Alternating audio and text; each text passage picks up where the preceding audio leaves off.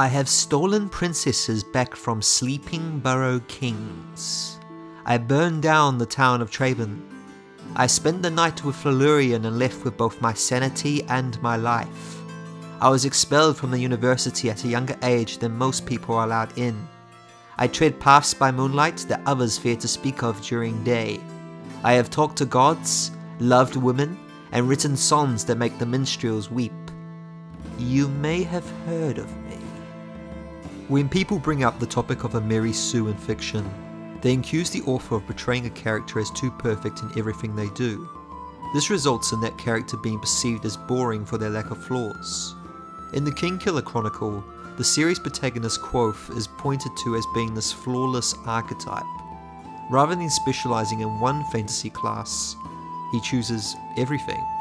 He's a mage, a fighter, and a thief. He's a bard, an academic, and a liar. And he's excellent at being all of these things. This characteristic has divided the fandom into those who are not particularly fond of Kvothe. I'm looking at you, Incredible Hulk.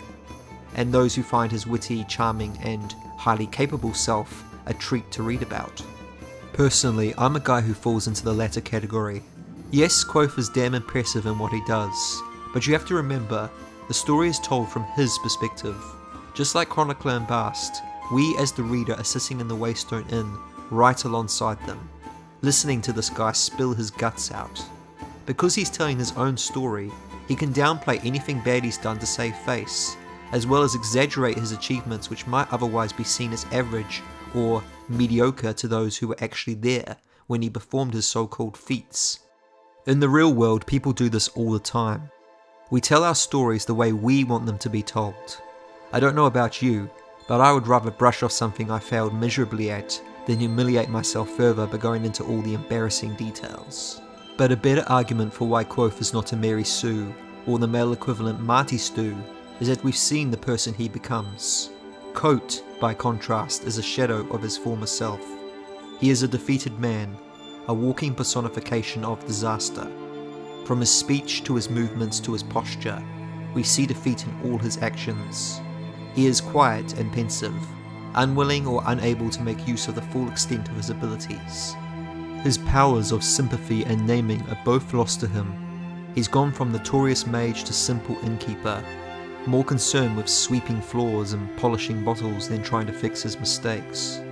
In crafting Kote, Patrick Rothfuss has succeeded in fashioning a depressed character, ridden with guilt and suffering from post-traumatic stress disorder.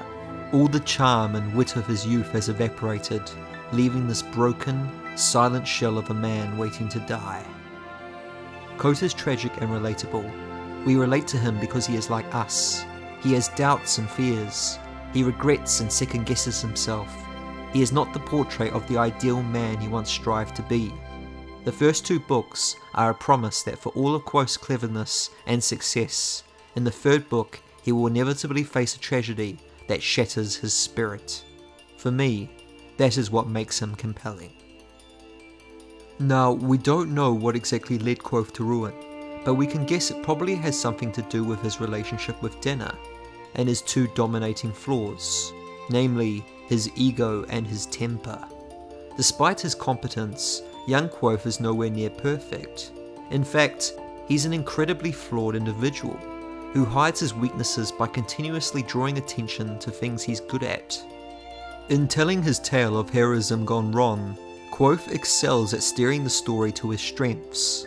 He begins his account with an introduction of a mentor figure who teaches him magic, which Kvothe picks up very quickly, and goes on to explain his tender childhood among his family, a travelling troupe of performers, musicians, jugglers and gestures, cut tragically short when a group of 7 demons murders his parents. This is the moment which shapes much of Kvothe's character, and triggers the journey he is destined to take. The point of his story is to discover the mystery of the Chandrian, and pick up the skills necessary to find the 7 and avenge his family. Unfortunately, the road to this goal is strewn with diversions, detours, and side quests.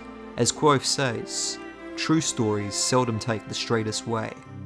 Orphaned and alone, Kvothe makes his way to the city of Tarbean, where he learns that life as a street urchin is not easy. He is faced with the bitter reality of his situation on his first day in Tarbean, when he is ambushed by a bunch of boys who rob him, beat him, and smash the last possession he has that connects him to his father, his loot. His time in Tarbean is a harsh one, which forces him to learn an important life lesson. Very little, if anything in life, comes for free. Kvothe must cheat, steal, and lie just to survive. He spends his days begging in the streets, and his nights in a hidden shelter where 3 roofs meet, all the while his mind sleeps, in an effort to shelter him from the trauma of losing his loved ones. His mind is shattered, the cheerful, curious, clever boy reduced to little more than a feral animal. He stays this way for 3 years, unable to make use of the skills Abernthy taught him, until Kvothe finally accepts what's happened to him. He weeps as he opens the doors of his mind and remembers his parents, his music, and the Chandrian, especially the slender man with coal-black eyes and curly white hair that gloated to him as a child.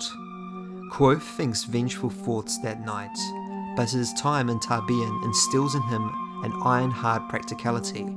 He is but a boy of 15. What hope could he have against an ancient evil like that? Realizing he needs help to learn more about his enemy, Kvothe goes to the university. This is where we get to the real meat of the story.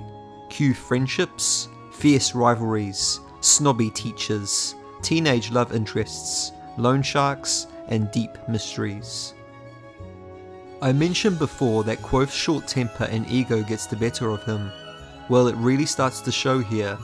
Kvothe becomes so preoccupied with building his reputation that he ends up sidetracked from his initial goal to hunt down the Chandrian. He cares what people think of him, and it costs him greatly. His refusal to keep his head in the books leads him to antagonizing one of his teachers and being whipped publicly as punishment. Before his whipping, he goes to the trouble of ingesting a sedative to dull the pain because he does not want to be seen as weak and submissive in the eyes of his peers.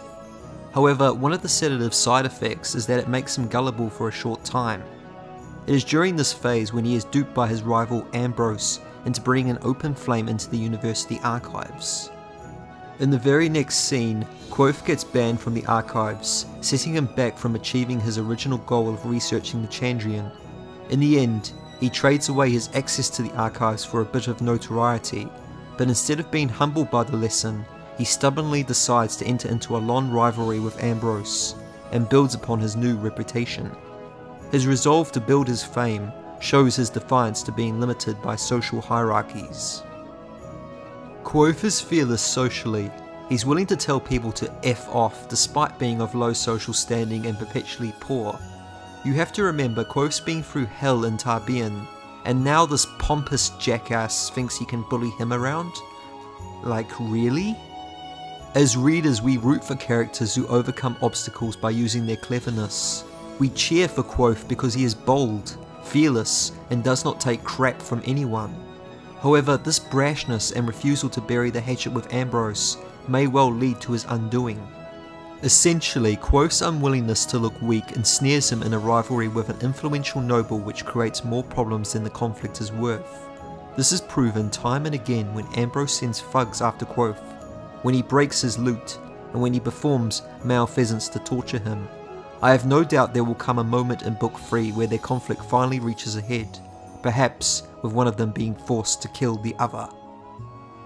Kvothe gets a lot of hate for being an arrogant arsehole at times, and while I don't disagree that he's certainly at an age where he is very full of himself, we mustn't forget that he acts selflessly as well.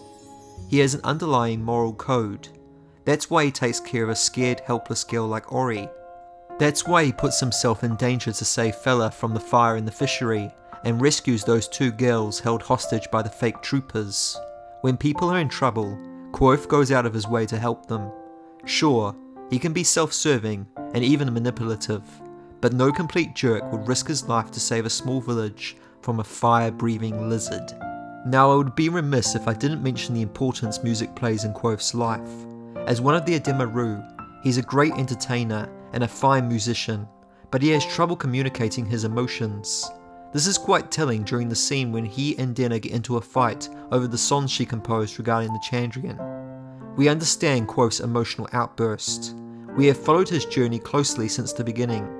Granted, listening to someone he admires describe the same beings that slaughtered his family as heroes will drive anyone angry. But Dinah doesn't know that. She's not aware of what he's been through, what he's suffered. From her perspective, he's just tearing apart her hard work for no good reason. And this is all down to the fact that Kvothe can't bring himself to tell his friends the truth about what the Chandrian did to him. He's afraid they won't believe him, that they'll reject him, and it is that fear that's holding him back. It's ironic really. In all his efforts to appear strong, he struggles with conveying real, vulnerable emotion. It's tragic because Kvothe is preventing himself from forming any deep emotional bond with Dinah. Yes, they have their banter and chemistry together, but the real thread that ties them is music. When Kvothe first plays for Dinah, she's moved to tears by the specific feelings he's able to conjure up from his notes. This is because Kvothe expresses his deepest thoughts and feelings through his music. Music is a part of who he is. It's what makes him, him. Without it, he is little more than a lifeless husk, without a hope in the world. The kind of hopelessness we see all too well in Kote. It is fitting that the beginning and ending of the books should talk about a silence of 3 parts. When describing the silence, each prologue and epilogue make mention of the fact that there is no music in the Waystone Inn. For someone like Kvothe, who adores his lute and treats it like a piece of himself, the silence must be hell for him. Now it could well be that Kote doesn't play music anymore because he is terrified about people recognizing him and discovering his identity. But personally, I think there is a prevailing force at work here, preventing him from being able to play music and use his magic. There is a scene in The Wise Man's Fear where Kvothe asks Eladin about why someone would change their name, and Eladin panics, first thinking Kvothe changed his name, then suspects his classmate Fela changed hers. He rambles on, saying that she's too smart to do something like that. Of course, Kvothe is talking about Dinah, and the various names she uses, and Eladin calms down when he realizes this, but his reaction is a huge hint that Kvothe may have done something considerably reckless in becoming Kote.